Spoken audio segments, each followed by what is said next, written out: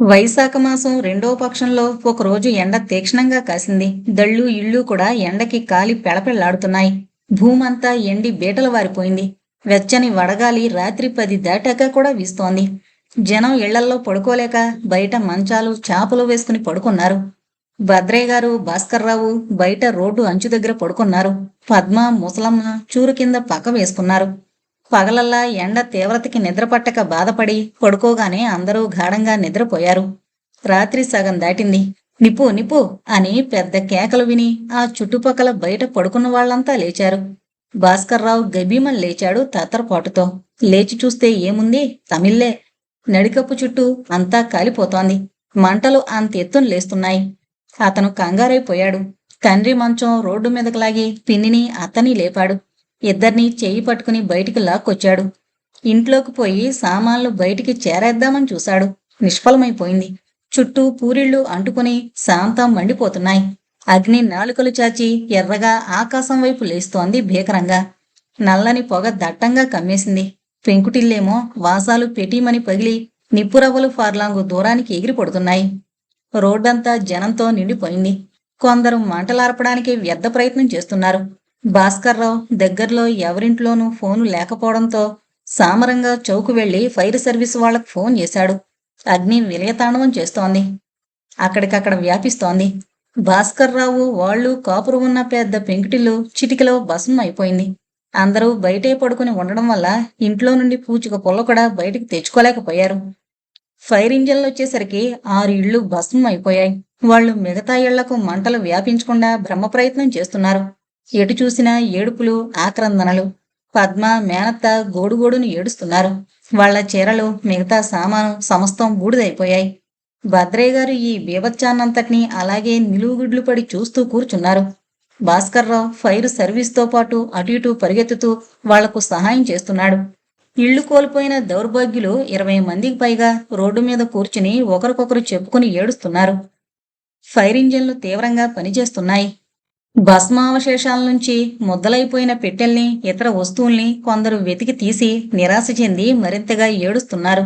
భాస్కర్రావు పిన్ని దగ్గరకొచ్చాడు. ఆమె ఒంటి మీద మంగళసూత్రం, ముక్కు పుడక తప్ప ఇంకేమీ లేవు. పిన్ని అని అరిచాడు భాస్కర్రావు. నగలన్నీ ఏవి కొంపదీసి? వాక్యాన్ని అసంపూర్తిగా వదిలేశాడు. రాత్రి అన్నీ పెట్లో పెట్టాను, నా కర్మ కాలింది అంటూ పద్మ పోరున ఏడవసాగింది. ఆ పక్కనే పడున్న భద్రయ్య గారు ఈ దృశ్యం చూడలేక అటుపక్కకు తిరిగి పడుకున్నాడు, కళ్ళు గట్టిగా మూసుకుని. భాస్కర్రావు పిన్నిని ఊరడిస్తూ, పోని పిన్ని, దరిద్రపు నగలు, వాటి కోసం దిగులు పడకు.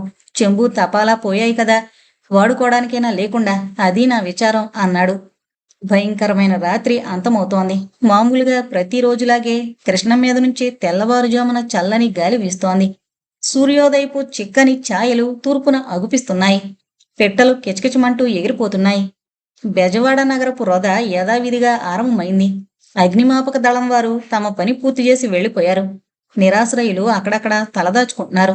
దయగలవారు కొందరు వారికి తమ పంచలలో తలదాచుకోవడానికి స్థలం ఇస్తున్నారు. ఇళ్లు కాలి వాళ్లు ఏడుస్తున్న సమయాన బయట చేరవేసిన కొద్దిపాటి సామాన్లను కకృతి కొద్దీ తస్కరించారు కొందరు. వాళ్లను తిట్టిపోస్తున్నారు మరికొందరు.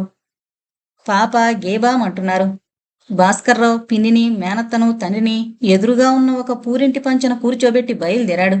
ఇక ముందు ఏం చెయ్యాలో కూడా ఆలోచించకుండానే ఏదైనా పని వెతుక్కోవాలి, లేకపోతే జరిగే ఉపాయమేముంది? ఏ ఆధారమూ లేకుండా పోయింది. చీపురు కూడా మిగల్లేదు. తలదాచుకోవడానికి ఇల్లు లేదు. పేవ్మెంట్ల మీద 3 రాళ్ల పొయ్యిల మీద వండుకుంటూ పోలీసులు ఒక చోటు నుంచి తరిమితే ఇంకో చోటికి చేరుతూ కాపురాలు చేసే అనాథలు జ్ఞాపకానికి వచ్చారతనికి. వాళ్లు అలాంటి జీవితానికి అలవాటు పడున్నారు. తామో ఊసరవెల్లి మనస్తత్వానికి పేరు పొందిన మధ్యతరగతి వాళ్లు. తాగేది గింజైనా పింగాణీ సాసర్లో పోసుకుని ఊదుకుంటూ చపరిస్తేనే కాని ఆత్మసంతృప్తి పొందని ప్రకృతి. బతికి చెడ్డవాళ్లు అని ఊరికే అన్నారా?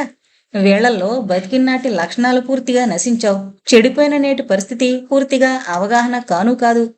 వీళ్లు జీవించడం దుర్గంధపూరితమైన నరకకోపంలోనే, కాని స్వప్నాలు, ఊహలు మాత్రం లక్షాధికారుల ఖరీదైన స్వర్గసీమలో. భాస్కర్రావు మెల్లగా నడిచి గవర్నర్ పేటకొచ్చాడు. ఇంకా కొట్లు తీయలేదు. హోటళ్లు మాత్రం జనంతో నిండి కిటకిటలాడుతున్నాయి. అప్పుడప్పుడే జన సంకీర్ణమవుతున్న బజార్ల గుండా నడిచి మొగల్రాజుపురం వచ్చాడు. ఎవరితోనైనా ఇదంతా చెప్పుకుని ఏడవాలనిపిస్తోంది అతనికి. ఎవరున్నారు? పాండు తప్ప. పాండు బయట అరుగు మీదే కూర్చుని మొహం కడుక్కుంటున్నవాడల్లా ఇంజన్లో బొగ్గేసేవాడికి మళ్ళీ ఉన్న భాస్కర్రావు అవతారం చూసి ఇదేమిట్రా ఈ వేషం, పొద్దున్న ఎక్కడికి బయలుదేరావు అని ప్రశ్నించాడు చాలా ఆదుర్దాగా. రాత్రి జరిగిన అగ్ని ప్రమాదం సంగతి ఇంకా వ్యాపించలేదు. భాస్కర్రావుకి మిత్రుని ఆప్యాయమైన ఆహ్వానం, జేలిగొలిపే మాటలు కలిసి ఆపుకోలేని దుఃఖాన్ని తెచ్చిపెట్టాయి. అతను పాండును గట్టిగా కావులించుకుని గొల్లుమని ఏడవసాగాడు, పరిసరాలు మరిచిపోయి. ఏంటి, ఏమైంది చెప్పు అని చాలాసేపు సముదాయించాక గాని భాస్కర్రావు జరిగిన సంగతి చెప్పలేకపోయాడు. అవునరా, రాత్రి మా నాన్నన్నాడు దుర్గ కొండవైపు ఎక్కడో తగలబడుతోంది అని.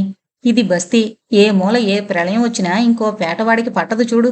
ఫైర్ సర్వీస్ వాళ్ళు వచ్చారా అని అడిగాడు పాండు భాస్కర్రావును అరుగు మీద కూర్చోబెట్టి. ఆ వచ్చారు, మా సర్వస్వం బూడిదయ్యాక. వాళ్ళ తప్పేమిటిలే, చుట్టూ అన్నీ పూరు కొంపలాయే, చురచురా మండిపోయాయి. భాస్కర్రావు పొడారిపోయిన గొంతుకుతో అన్నాడు. అది సరే, నాన్న పిన్ని వాళ్ళు ఎక్కడున్నారిప్పుడు? వాళ్ళనేం చేసొచ్చావు? ఎదురుగుండా ఉన్నాడొక కిళ్ళి కొట్టాయన, ఆయన పూరింటి పంచన కూర్చోబెట్టొచ్చాను. ఆ పుణ్యాత్ముడే చెంబు తపాలా బియ్యం ఈ పూటకి సర్దుకుంటానన్నాడు. రాత్రికి ఎలాగా అని ఆలోచిస్తున్నాను. సుదర్శనం మా స్థిరాస్తి క్షవరం చేశాడు. తోటి మానవుడికే అంత దయ ఉన్నప్పుడు పంచభూతాలకి మాత్రం దయ ఎందుకుంటుంది? అగ్ని వాయువు మాకు చరాస్తి కూడా లేకుండా చేశాయి. కట్టు బట్టలతో బయటపడ్డాం. మీ పిన్ని ఒంటి మీద నగలుండాలి, అవైనా దక్కాయా? ఆదురుద్దగా ప్రశ్నించాడు మిత్రుడు. నగల చెట్టుబండ్ల, ఆవిడ అన్నీ ఒలిచి భద్రంగా పెట్లో పెట్టిందట. అంతా స్వాహ అయింది. ఒకటే ఏడుపిప్పుడు. భాస్కర్రావుకి ఏదో జ్ఞాపకానికి వచ్చింది అకస్మాత్తుగా. పదరా పాండు, ఆ బూడిదిలో వెతికితే నగలు కరిగిన బంగారం ఏమైనా దొరుకుతుందేమో చూద్దాం పద అన్నాడు లేస్తూ. తప్పకుండా, అదైనా దొరికితే చెంబు తపాలైనా కొనుక్కోవచ్చు, ఆ తర్వాత ఆలోచించుకోవచ్చు. ఇద్దరు మిత్రులు గబగబా నడిచి అరగంటకల్లా భాస్కర్రావు ఇది వరకు ఉన్న అద్దెంటి దగ్గరికి చేరుకున్నారు. రాత్రి చీకట్లో భాస్కర్రావుకి అక్కడి బేబచ్చం అట్టే కనిపించలేదు. 7-8 పూరి కొంపలు, ఒక పెంకుటిల్లు కాలం హరించగా శ్మశానంలో మిగిలిన అస్థిపంజరంలా నిల్చున్నాయి. నల్లగా పొగబారిన మట్టి గోడలు జోదంలో సర్వస్వం కోల్పోయిన జోదరి ముఖంలా కనబడుతున్నాయి. ఎటు చూసినా కాలిపోయిన బొంగు ముక్కలు, తాటాకు మొదళ్లు నల్లగా తడిసి పడున్నాయి. పెంకుటింటి కిటికీలు దర్వాజాలు కాలి అకాల వైదవ్యం ప్రాప్తించిన యోధుల్లా దారుణంగా అగుపిస్తున్నాయి. అగ్ని ప్రమాదంలో ఆశ్రయం కోల్పోయిన అభాగ్యులు ఆ బూడిదలో భస్మావశేషాల కోసం వెతుక్కుంటున్నారు, ఏమైనా దొరుకుతుందేమోనని. వీళ్ళిద్దరూ అక్కడ చేరేసరికి పద్మ, ముసలమ్మ తమ భాగం బూడిదలో వెతుకుతున్నారు, నగలు బంగారం కోసం. ఆ అవశేషాలడుగున 3 ట్రంకు పెట్టెలు గుర్తుపట్టడానికైనా వీల్లేని ఘోర రూపంలో 1,00,000 వంకర్లు తిరిగి చప్పబడి ఒకదానికొకటి అంటుకుపోయి పట్టుకుంటే రాలిపోతున్నాయి. పద్మ వాటిని ఆశగా వెతుకుతోంది. అడుగుపెట్టిలో పెట్టింది ఆమె నగలు. భాస్కర్రావు, పాండు కూడా ఆ బూడిదలోకొచ్చి వెతుకుతున్నారు. అడుగు రేకులకు అంటుకుని బంగారం మెరిసిపోతుంది. వేడికి కరిగి అలా అయిపోయింది. భాస్కర్రావు ఆ రేకుని బయటికి తెచ్చి కడిగాడు. బంగారం, ఇనుపరేకు అవినాభావంగా కలిసిపోయాయి. బాగు చేస్తే కొంతైనా దక్కవచ్చునన్న ఆశ కలిగింది. కరిగిపోయిన బంగారాన్నంతా పోగు చేసి అమ్మితే 100 రూపాయలు వచ్చింది. దాంతో చెంబు తపాలా కొన్నాడు భాస్కర్రావు. అదే పేటలో ఇంకో చిన్న పూరింట్లోకి చేరారు ఆ కుటుంబం. భద్రయ్య గారి స్థితి చాలా ప్రమాదంగా తయారైంది. వైద్యం జరగడం లేదు. ఆయనకి మతి చెడిపోయి ఏవో పిచ్చి మాటలు కూడా మాట్లాడుతున్నాడు. పద్మ కొత్త ఇంటికి వెళ్లి స్థిమితపడ్డాక తీరిగ్గా ఆలోచించసాగింది. ఆమెకిప్పుడు మిగిలిందల్లా కట్టుకున్న ఆ ఒక్క చీర మాత్రమే. రేపటి రోజు తిండెట్లా అనేది ప్రధానమైన సమస్యగానే ఉంది ఆమెకు. 2 పూటలో టిఫిను, కాఫీ, ముప్పోట్లా సుష్టుగా భోంచేసింది ఆమె. ఇప్పుడు కారం మెతుకులకే అల్లాడిపోవలసి వస్తోంది. ఈ బాధపడలేక ఆమె పుట్టింటికి వెళ్ళిపోదామని తీర్మానించుకుంది. భర్తకేమో మతి చెడిపోయింది. తనకి ఎటూ ఏ సుఖము దక్కలేదు. దక్కుతుందన్న ఆశ కనపడలేదు. తిండి కూడా కరువైపోతుంది. వీళ్లంతా ఎవరు తనకు?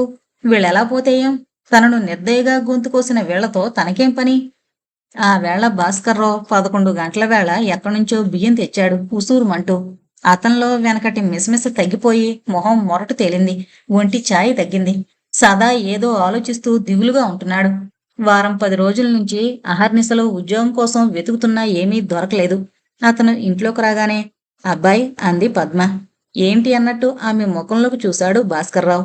ముసలమ్మ ఒక మూల ఇతను తెచ్చిన బియ్యం ఉడకేసే పనిలో నిమగ్నమై ఉంది. భద్రయ్య గారు మంచం మీద ఉండి పరధ్యానంగా వింటున్నాడు. పద్మ విరక్తిగాను విసురుగాను నేను లంకపల్లి వెళతాను అంది. ఏంటి అన్నాడు భాస్కర్రావు ఆశ్చర్యంగా. ఎందుకలా ఆశ్చర్యపడతావు? నేను లంకపల్లిలో మా అమ్మగారింటికి వెళతాను అంది పద్మ ఒక్కొక్క మాట నొక్కి నొక్కి పలుకుతూ. నాన్నకింత సుస్థిగా ఉంటే వాక్యం పూర్తి చేయకముందే పద్మ అడ్డం వచ్చింది. ఏం ఉంటే నన్నిలా పస్తులుండి చావమంటావా? పొద్దుటి నుంచి ఇంతవరకు పచ్చి మంచినీళ్లు తాగలేదు. ఆకలికి ప్రాణం శోషకొస్తోంది. నువ్వేమో దేశం మీద బలాదురు తిరిగి 12ంటికి కొంపకొస్తుంటివి. ఈ ముసలమ్మ ఊరికే శోకాలు పెట్టి చంపుతోంది. ఈయనేమో ఏవో నానా మాటలు మాట్లాడుతున్నాడాయే. నేను ఈ కొంపలో బతకలేను, వెళతాను అంది పద్మ తారాస్థాయిలో. ఆమెలో లోగడుండిన మృదుత్వం, జాలి, దయ, భాస్కర్రావు పట్ల ప్రేమ, నిరాశ వల్ల, అపజయం వల్ల, అకస్మాత్తుగా దాపురించిన దరిద్రం వల్ల హరించిపోయి వాటి స్థానంలో కోపం, పగ తీర్చుకోవాలనే ప్రబలమైన వాంఛ రగులుకొని మండుతున్నాయి. మెల్లగా మాట్లాడు పిన్ని, నీకు పుణ్యం ఉంటుంది. నలుగురు విని నవ్వుతారు అన్నాడు బతిమాలే స్వరంతో భాస్కర్రావు. ఓయబ్బో, మరేం పర్వాలేదులే. నిజం మాట్లాడితే అలాగే ఉంటుంది. నా నోరు మూసేస్తారా? ఊళ్ళో వాళ్ళ నోరు ముయ్యగలవా ఏం? నే పోతానయ్యా, మీ సొమ్మేం తీసుకుపోవడం లేదులే. వచ్చేటప్పుడు కట్టుచీరతోనే ముక్కు పొడకతోనూ వచ్చాను. పోయేటప్పుడు అదే విధంగా పోతున్నాను చూడు అని గొల్లున ఏడవసాగింది. భాస్కర్రావు నెత్తిన పిడుగుపడినట్టయింది. ఏంటిది, ఈమెలా మారిపోయింది? రామరామ, ఈమెని ఈ పరిస్థితుల్లో పుట్టింటి పంపిస్తే అందరూ ఏమనుకుంటారు? తిండి పెట్టలేక వెళ్ళగొట్టారు అనరు. నాలికకు నరముందా? ఎలాగైనా ఈమెను ఆపాలి అనుకున్నాడతను. గబుక్కున వెళ్లి పిన్ని 2 చేతులు పట్టుకున్నాడు. అతని కళ్ళల్లో నీటి చుక్కలు మెరుస్తున్నాయి. పిన్ని, నువ్వు నాకన్నా చిన్నదానవైనా నీకు నమస్కారం చేస్తున్నాను. నన్ను నాన్నని క్షమించు. నీకు తీరని అపచారం చేశాం, దానికి పరిహారం లేదు. కాని పిన్ని, నాన్నని పరిస్థితుల్లో వదిలేసి వెళ్లడం భావ్యం కాదు. నేను మానేసైనా నీకు అన్నం పెడతాను. ఏదో పనిచేసి సంపాదించి నిన్ను పోషిస్తాను పిన్ని. అది ఎంత కష్టమైన పనైనా సరే. దానికోసమే తిరుగుతున్నాను 10 రోజుల నుంచి. పొస్తులున్నావు. నువ్వేనా పిన్ని? అత్తయ్యని చూడు, నాన్నని చూడు. నాన్న పుట్టింది లగాయితూ ఈ 50 ఏళ్లలో ఏనాడు ఒక్క పూట కూడా కాఫీ మానేసి ఎరగడు. ఈ రోజు అన్నం లేక అలా పడున్నాడు. కాస్త దయతలుచు పిన్ని. సాధ్యమైనంత వరకు నీకు ఏ లోటు లేకుండా చేస్తాను అన్నాడు ఉద్రేకంతో. పద్మ అతని చేతుల మృదుత్వాన్ని, అతని స్పర్శ సుఖాన్ని అనుభవించే స్థిమితం కోల్పోయిందిప్పుడు. ఒకప్పుడు ఆమె అతని కోసం తప్పించిపోయిన మాట నిజం. ఆమెలోని ప్రతి అణువు అతని సాంగత్యం కోసం అల్లాడిపోయిన మాట వాస్తవమే.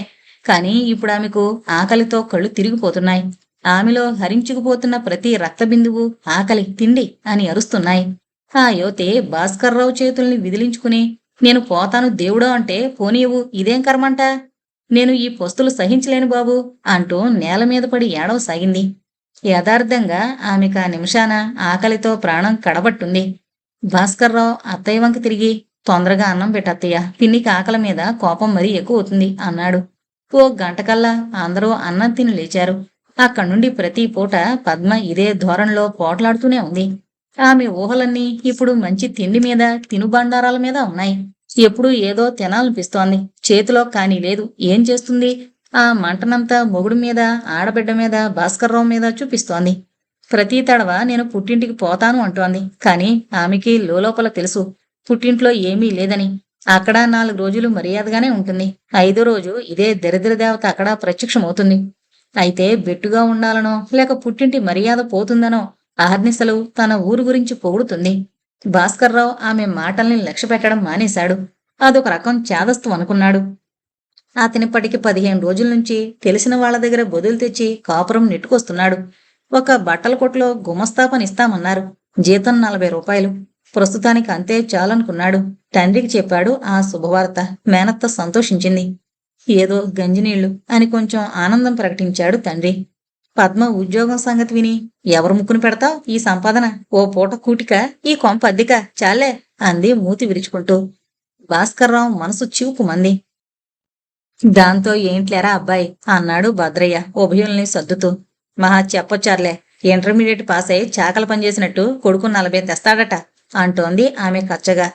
తండ్రి అడ్డం వచ్చి, ఛే మాట్లాడుకో, సుఖాల్లో తప్ప కష్టాల్లో మనుషుల్ని అర్థం చేసుకోలేవా అన్నాడు కోపంగా. పద్మ వాదన మానేసి మూతి ముడుచుకుని ఒక మూల కూర్చుంది. భాస్కర్రావుకి ఉద్యోగం దొరికిన సంబరం హారతి కర్పూరంలా హరించుకుపోయింది. మరనాడు ఉదయం కొట్లోకెళ్లాడు. పరగడుపుతో కొట్లోకొచ్చే రకరకాల వాళ్లు, వాళ్ల అభిరుచులు అతనికి వింతగా ఉంటున్నాయి. బిల్లులకి లెక్కలు రాసేస్తున్నాడు.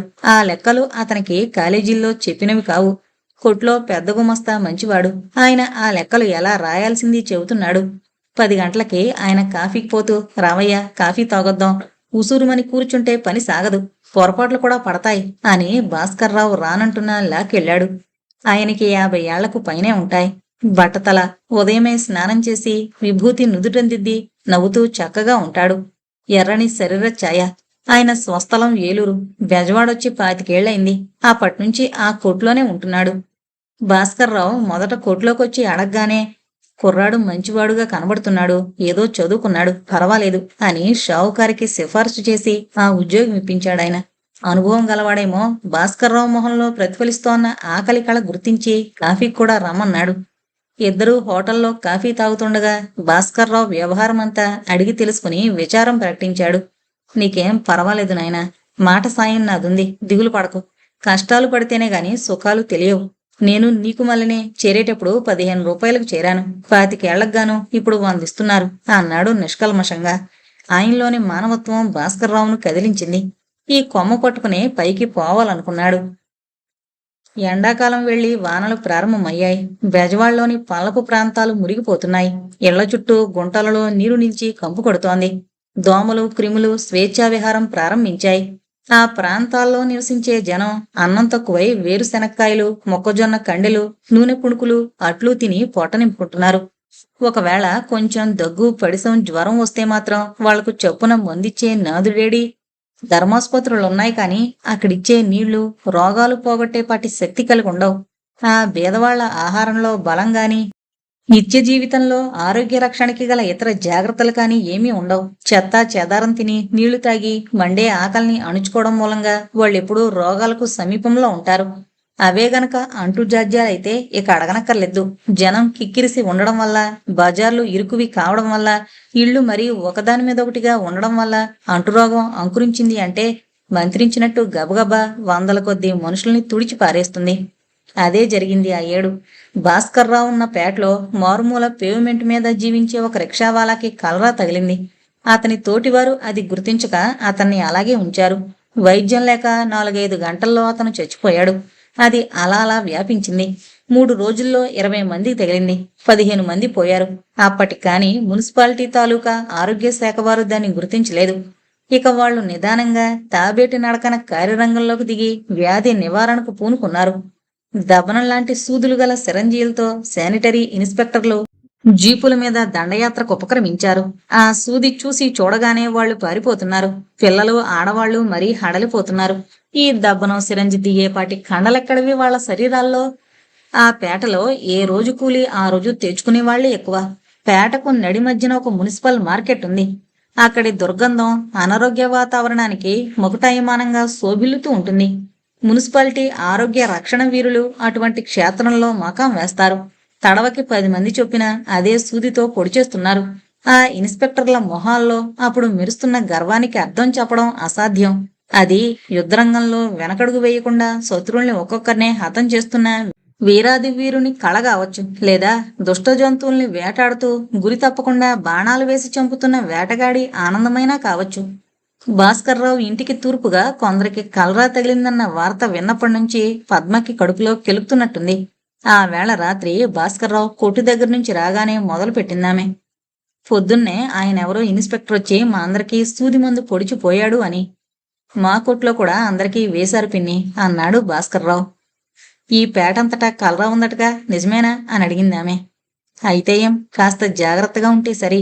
పైగా ఇనాక్యులేషన్ కూడా చేయించుకున్నాం. ఇంకా భయపడవలసిన పని లేదు.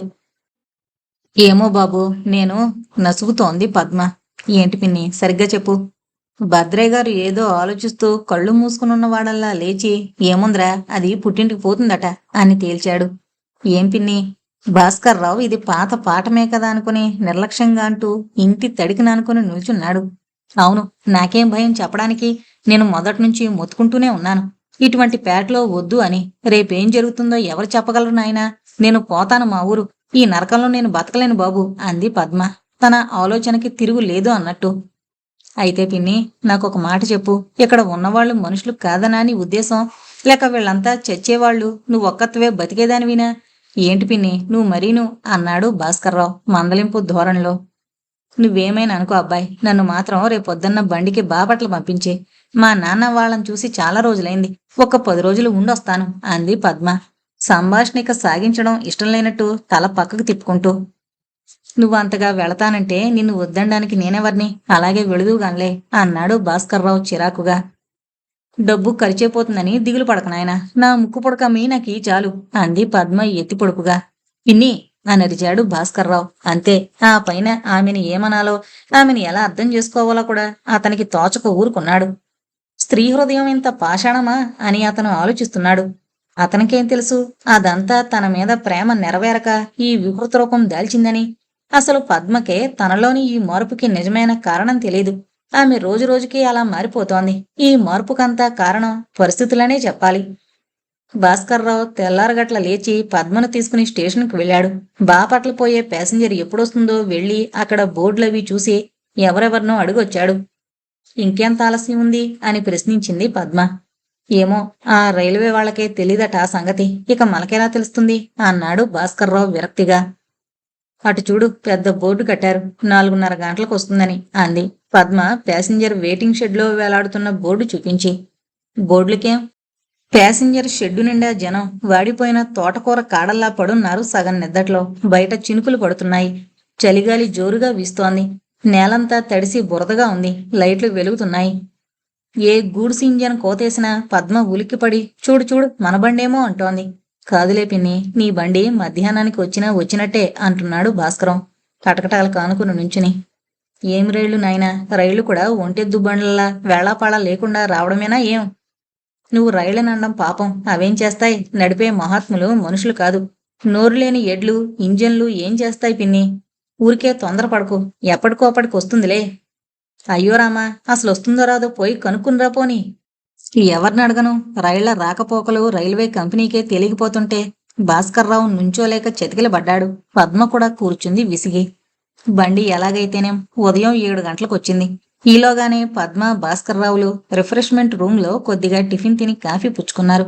భాస్కర్రావు టికెట్ కొనిచ్చి పైన 2 రూపాయలు పద్మ చేతుల్లో పెట్టాడు. ఆడవాళ్ల పెట్టిలోకి ఎక్కిందామె. ఎక్కి కూర్చున్నాక ఆమెకి కొంత కనువిప్పు కలిగినట్టయింది. బహుశా ఎక్కడికైనా వెళ్ళిపోతున్నప్పుడు ప్రతి వాళ్ళకి అలా కలుగుతుందేమో. భాస్కర్రావు రూపు ఎంత మారిపోయింది పాపం. చినిగిన చొక్కా పంచెగట్టుకుని వానలో తడుస్తూ నుంచున్నాడు. అయినా ఎంత శాంతం. మామూలుగా ఉండే ఆ చిరునవ్వు అతని మొహం మీద నుంచి పోదు. శరీరం వన్నె కొంచెం తగ్గిన మాట నిజమే. త్వరలోనే వచ్చేస్తా బాబు అంది కొంచెం మెల్లగా. రాపిన్ని, ఏదో నీ పట్టుదల చూసి నిన్ను పంపించడమే గాని తోడు లేకుండా పంపేవాడా నాన్న నిన్ను? నేను కూడా వద్దామంటే కొట్టుకు వెళ్ళాలి. ఇప్పటికే ఆలస్యం అయింది, నీ వెళ్ళిరానా అన్నాడు మొహం మీద పడుతున్న వాన తుంపర్లు ముంజేతితో తుడుచుకుంటూ. వానలో తడవకు, జలుబు చేస్తుంది, వెళ్ళు అంది పద్మ. నాకేం పర్వాలేదు కాని పిన్ని, నువ్వే చాలా జాగ్రత్తగా వెళ్ళి రావాలి సుమా. మీ అమ్మని నాన్నని అడిగాని చెప్పు. 4 రోజుల్లోనే తిరిగిరా. నాన్నకి పనికొస్తుంది, కాస్త పాత చింతకాయ పచ్చడుంటే పట్టుకురా అని చెప్పి భాస్కర్రావు ప్లాట్ఫారం బయటికి చూశాడు. మబ్బు అంతటా కమ్మి చీకటిగా ఉంది. తుంపర్లు బాగా ఎక్కువై వాన విసురుగా కురుస్తోంది. భాస్కర్రావు అలాగే తడుస్తూ కొట్టుకు చేరుకున్నాడు.